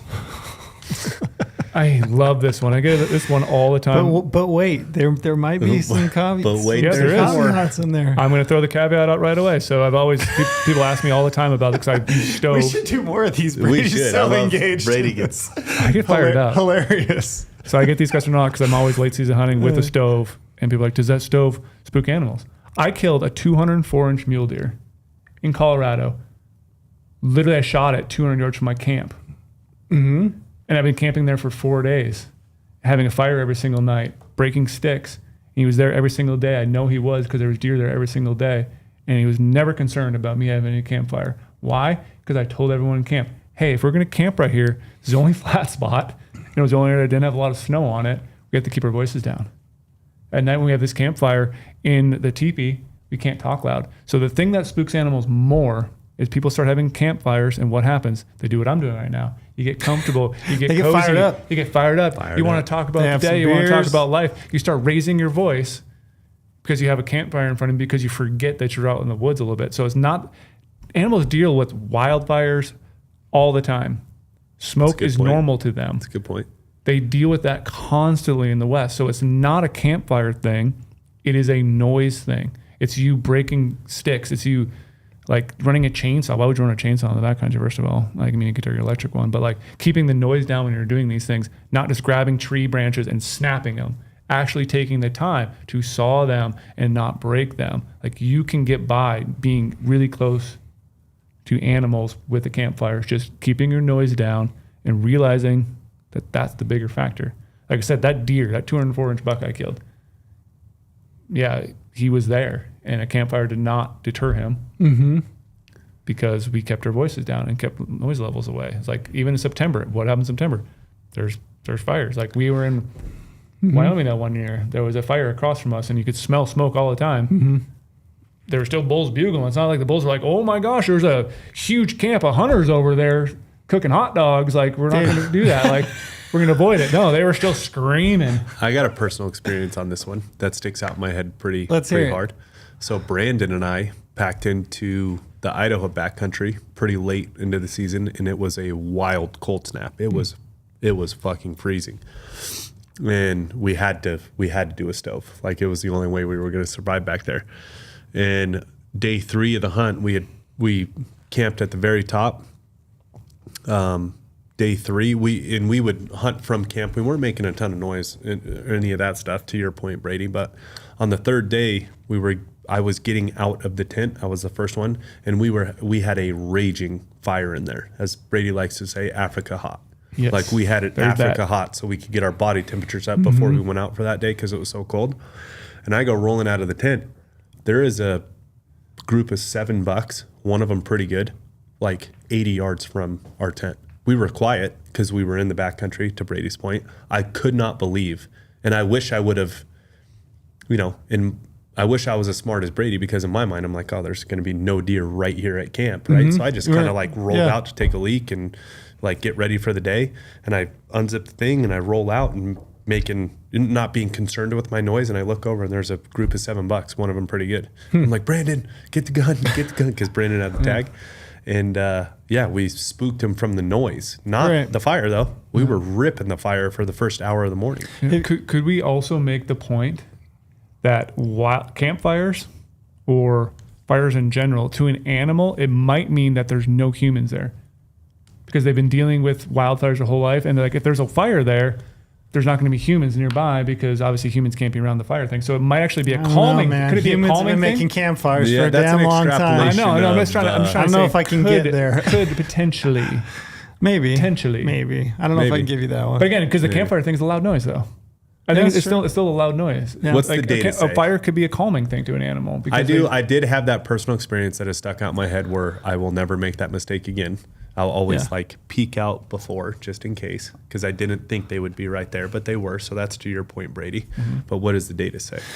So data says that generally smoke is not an avoidant. Like they're not going to avoid smoke. It's kind of a natural smell in the environment in most places. To Brady's point. To Brady's point, yeah, he's correct. But I did think there's a couple of interesting points that are worth making. I'd never heard of this. Have you ever heard of people actually smoking their clothes before they leave on a hunt? No. So apparently there's people out here that do this, and it's quite successful. There's a lot of people that'll take their hunting clothes and hang them out next to a campfire and actually smoke them out to like decrease human scent on their clothes, which people have reported pretty good success from. I don't know that you're going to get away with it in the elk woods if you're just constantly busting your ass and sweating anyway. Yeah. But it is something which is probably better than just like straight detergent to your clothes, right? I think it's probably actually a pretty good idea. I thought this point was interesting. So it says, first of all, the smell of campfires is common. Is it common in the area you're hunting? So if fire is not like a common occurrence, which is I think about species that we hunt in the West, almost assuredly every animal smelled smoke. Is familiar with forest fires. Yeah. Right? So I don't think that you're ever going to run into an issue where we're hunting an animal out west that hasn't smelled or is familiar with that annual summer Of smoke. forest fire smoke, right? So for us, it's probably not worth worrying about. I did think this point is worth making. So it says it's good to keep in mind that while wood smoke is typically not, so it's not an alarming smell to ungulates, the smell of cooked food over a campfire would be. I would agree with that too. Yeah, we 100% agree. weren't cooking food. We were No, not eating cooking food. our normal food. We weren't cooking on a stove. No. Yeah. What about like drying your clothes out and stuff? Probably gives off some smell. Yeah. Probably does. Might be just something to be aware of, something to think about. Mm-hmm. But generally, I would say no. Don't worry about a campfire. Huh. Okay. Yeah, don't worry about a campfire. If you get cold, you're out in the woods. Even if you're bow hunting and you're cold, light a campfire. Mm-hmm. You know, that year that Neville and I hunted Wyoming, we got a cold snap, snow. I mean, we burned a campfire for an entire day and hung out by it. We were literally hunting elk 200 yards from camp, and that was during the archery hunt. No forest fires burning that year. Yeah. But yeah, no, And they didn't mind it. no issues whatsoever. I'm going to jump to another one. We got a few more. We got a few more minutes, but Give me the hot ones. the hot I know you got a ones? hot one in here. What one do you I think saw is it. the hottest? What one do This you is like? about cutting devices at the end of sharp arrows. Is it the one that you have to have a fixed blade broadhead to kill elk? Yes. Yeah, what do you think? I want no. This is now that we're in your guys' realm. I'm going to avoid my opinion on this one and not. Well, you brought it up. Now you got to have a. You got to chime in on it. How many elk hunters do you talk to that are like? I've talked to so many people within the last 3 weeks that are like getting broadhead arrow setups for the year, and they will ask about what I like for a broadhead, and they almost always follow it up with like, I'm going to shoot this fixed blade for elk and this mechanical for deer antelope. So you asked me, so I'm just going to go. You saw in the hunt I did with you, Trail. Mm-hmm. I had a mechanical on my arrow for elk. Mm-hmm. There was comments I got from the old interwebs that says I should not be doing that, and that's why I should not be an elk hunter, because I did not have a fixed blade head at the end of my arrow. Right. When again, it comes down to what we talked about earlier: shot placement and knowing it, and then It comes down to accuracy and energy, I think. Yeah, mostly. The reason, so I shot, story just can be completely candid. I shot a spike elk back in 2002. Shot him at 50 yards, no penetration whatsoever. I was shooting a rear deploying, actually a fold back deploying broadhead. It was a Grim Reaper is what it was. So if you can think about Grim Reaper, they hit on contact, the blades fold back. I got like no penetration. He ran off. And I just assumed, as you always do, like, oh, it's the broadhead, right? So I switched to fixed blade broadheads, and I hunted with fixed blade head. Pretty much every animal I killed with a fixed blade head up until about 3-4 years ago. Which I switched back over to mechanical, and I've been shooting those Sever mechanicals. They're, the blades are rear deploying. They slide back in the ferrule. The reason I did that is because it wasn't necessarily even like tied to penetration at all. It wasn't because, like you're saying, I've seen enough, and I know enough people that shoot a lot of animals with a mechanical head that have no issues whatsoever with, deployment and penetration. It was more to do with like blood trails, which is the reason I switched back to a mechanical. And my results, this is just me personally. Again, this is like one of those things. There is some data, but it's like a little bit anecdotal. There's like some people that have done some studies, but in my opinion, I get great penetration, which is mostly due to the energy in your bow and your arrow setup. So I don't have any issues there with energy. I get really good penetration. I feel like I get better accuracy because there's less surface area on the front end of my arrow. I feel like they're less finicky to like form flaws. So if you're like bending over, you're sitting down, you're shooting in a position that you're not typically shooting from, I feel like it's slightly more forgiving just for the same reason, less surface area on the front end of the head. So it's not going to pull your arrow. And then blood trails. Like the blood trails that I've got from a Sever mechanical head undoubtedly have been better than they have been from a fixed blade, in my opinion. You? Yeah. I've only killed. You've with only fixed blade. killed. I've only shot a G5 Montec since the day they came out. Like I am dumb enough to have a tattoo of a G5 Montec on my wrist. Yeah. So that's how many animals I've killed with a fixed G5 Montec. Right. Now, having said that, I've only shot a bow that's sitting at 275 FPS and just like right in the sweet spot for a fixed blade. And I no longer am, because these bows are getting so much faster and shooting a heavier arrow, and I'm still pushing 300 FPS now with this new lift. So your opinion of blood trails and not having issues with mechanicals, I am going to switch to mechanicals this year, and I'll report back.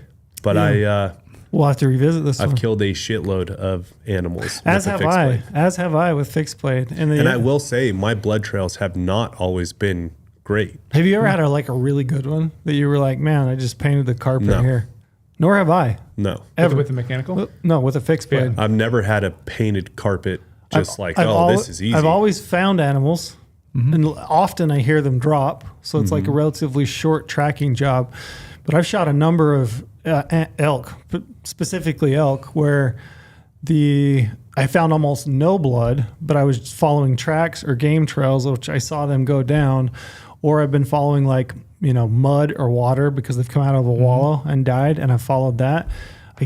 I just have never, and I won't pull any punches about it. I just don't get good blood trails. Yeah. For me, it's like one of those things, like what's the point of getting really amazing penetration if you don't have the blood to then follow the animal and find Exactly. it? Or That's a good point. Or they're slightly less accurate. Yeah. What's the point of penetration? Yeah. If So you're gonna- I've always had enough of a blood trail. Like even my wife's killed both of her bulls with a G5 Montec. And like I've had enough to find the animal. We found them, but it's not easy.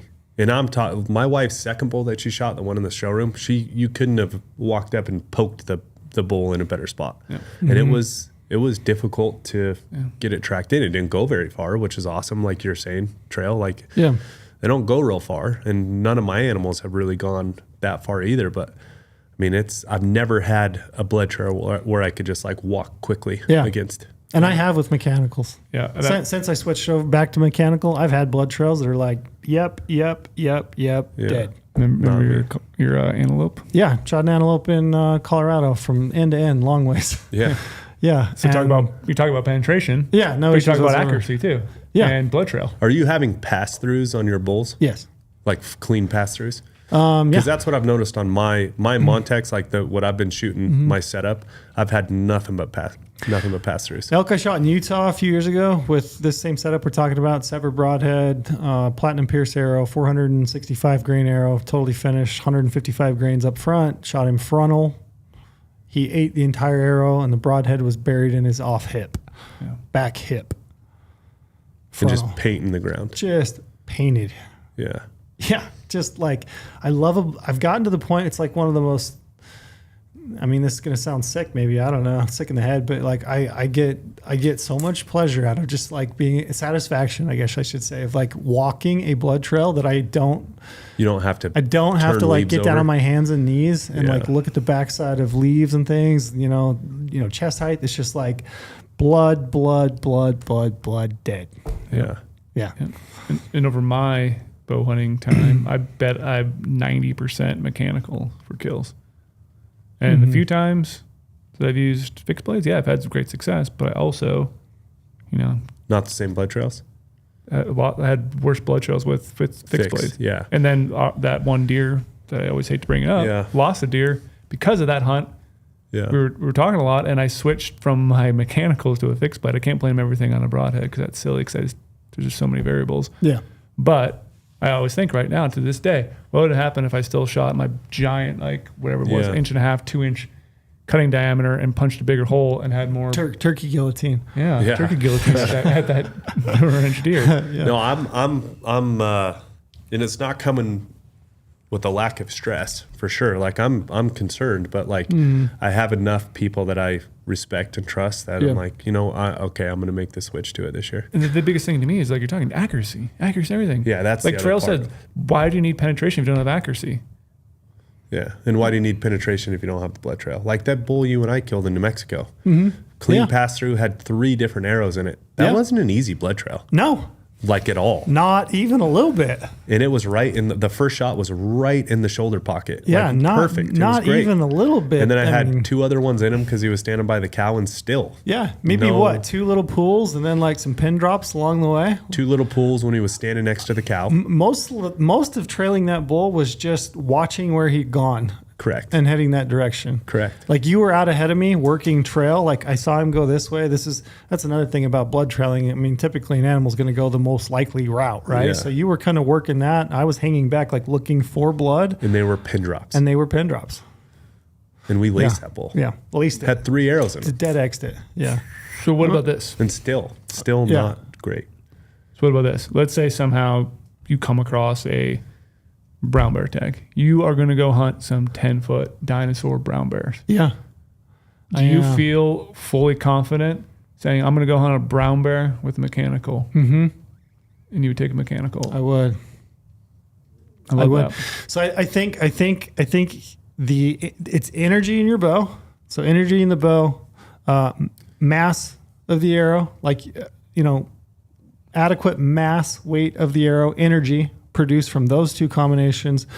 I think that's the factor. I don't think it's the broadhead necessarily. Mm-hmm. I really don't. I think there's a case for fixed blade broadheads. I think if you low poundage, Yeah, my wife. like if you're trying to, get the most, punch, but when you get up into a bows with the efficiency that they have now, with the draw weight and as efficient as those cam systems are at my draw length and the arrow weights and, the possibilities for arrows that are for me, I'm not concerned about cut on contact. But if I low poundage, sure. There is a spot. My wife's not low poundage by any means. She's at 60 pounds. Yeah, which she could do either or. Yeah. But like my new bow, right? Oh yeah, no. 515 grain arrow, going 299 FPS, like should be all right with a Yeah, mechanical. you're gonna be just fine. I'm gonna conclude. Did you have another one? No. So I wanted to conclude this. So this is anybody that's interested in a little bit of homework. I'm not going to spoon feed it to you, but go back and listen. So Finding Backcountry, which is Dustin Whitwer's podcast. So he had a buddy of his on, Jeremy Duggar, which is his name. And you can Google. I don't remember the actual name of the episode. That guy owns an archery shop, and he did a little experiment, which I must commend him on. So he basically talked to everybody that comes into his shop. He would talk to them before season. They'd come in to get their broadheads, their arrows set up.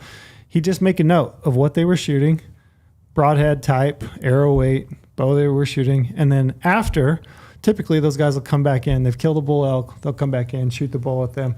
And he would just record. He wouldn't write down, like made it known or anything, but he would record. Did they find the elk? Where they hit the elk? Go listen to it. Do some homework. If you guys want some homework out there, you're listening, go listen to it. Good takeaway at the end of that. Great takeaway. Okay. And it rhymes with schmanical. So give it a listen. I think it's interesting. Okay. And it's not. I mean, again, this isn't like completely foolproof. I don't have hate for people that shoot a fixed blade. I get it. I think a lot of Better not hate me. That's No, all I've shot. no. Shoot. I shot one forever. I killed a lot of animals with a fixed blade, so I totally get it. But yeah, I think I would say it's busted. So you don't need a fixed blade to kill elk.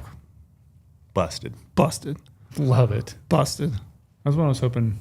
You're glad that one made it, Ed? Yeah, well, I wanted a lot of fire from trail. Yeah, I know. You get on the individual topics. I have like 10 more here, but we'll cut it off. Let's do one more. One more? Okay, I got one more for you. And this is just this is just like discussion. Most successful hunters are lucky. What? Oh, let's bust that one right now. What do you think? That's what it is. I mean, that's Most one. successful hunters I are hear it all lucky. the time. Like, you just got lucky. No. And no one fully realizes. And more specifically within that, I want to explore with you too. Does luck play a part? Yes. Yeah. I think you'd have to be completely dumb to say, or just like wildly egotistical to say, no, yeah, it was all me. Like, of course, luck has something to do with it, but I don't think it has successful to do with it. What animal did you kill? What animal did you come across? What area did you pick? And there happened to be that once in a lifetime animal in it. Like, yeah, there's some luck in that, right? Like, But does luck even really exist? I mean, What is it's luck? the age old being in the right place at the right time. Yeah, but the reason you were in that place at that time, is that luck? It's the age old saying of luck is when preparation and opportunity meet, right? So it's like if you've done the prep and you have the opportunity and you've given it the full worth, right? Like you've really gone after it, you are going to be more lucky than the other people because you took advantage of those two things coming together. I personally do think there is luck on like the area you picked and the animal that's in it, because you didn't know he was there, right? Like you just picked the best place. Now, was that because you outworked everyone on e-scouting and networking and maybe even boots on the ground scouting and all that stuff? Yeah. I mean, work multiplies the amount of luck, right? Yeah. And the reason I think this is interesting is because like I thought this would be an interesting question because there's inevitably stories involved in this. Like I guarantee you, we can all think of like, okay, I got lucky that day. Like I just, for whatever reason, I went there and saw this and it just worked perfectly. Or, I talked to a buddy and he, I said to him, hey, I've got this tag. He's got that tag. We're exchanging information. And he's like, oh, I saw that. Like, I think there's but that's work. That's what I'm saying though. Yeah. You as I process this and I'm thinking about it as I'm driving down today, like to me it feels like luck, it feels like chance, but like those things don't happen unless you're working at it. Yep. Correct. And I mean everything. Yeah. Yeah. Someone could always say someone's lucky, like, oh, they're riding a horse down a trail and all of a sudden a big giant buck jumps up and they get off and shoot it. Like, sure, that could be, that's pretty fortunate, pretty lucky situation, but they were there because of something. I mean, there's always cases of someone goes out hunting for the first time and they shoot like a giant animal. Sure, that might be a lot of luck, but still they were there. They did some work.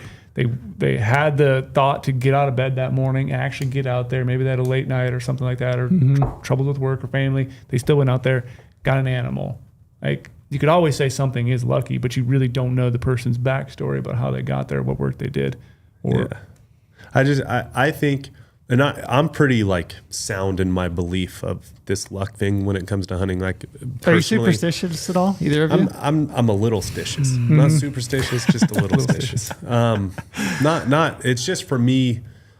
It's more so for me to like be in the right mindset. So I do kind of some of the same things to like make sure kill mode. You know what I mean? Like, we only get to do that so many days out of the year as opposed to all the other days where we're not in kill mode, right?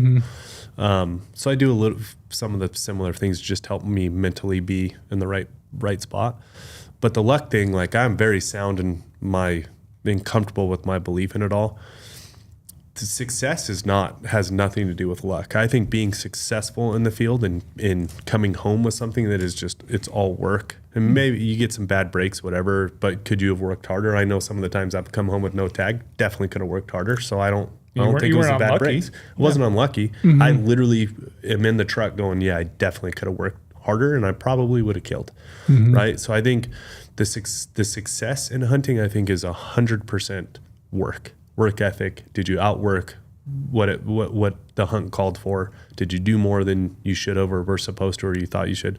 Like, that's what I think the people that are punching tags and being successful is. The luck for me, I do think it's lucky when you pick a point and there's an animal in that spot that you didn't know about. Like, that's where luck is involved for me. Like, oh, I would have never guessed that class of animal was here. Like, was not expecting that. That's very lucky. Now, the work in killing it, I don't think there's any luck in killing that animal. I think it's all work. But when you show up to somewhere, it's like, holy shit, that thing's here. That's lucky. I just don't think luck exists. I just really I don't know. I can't wrap my head around it. To me, it doesn't seem like. I mean, I don't know.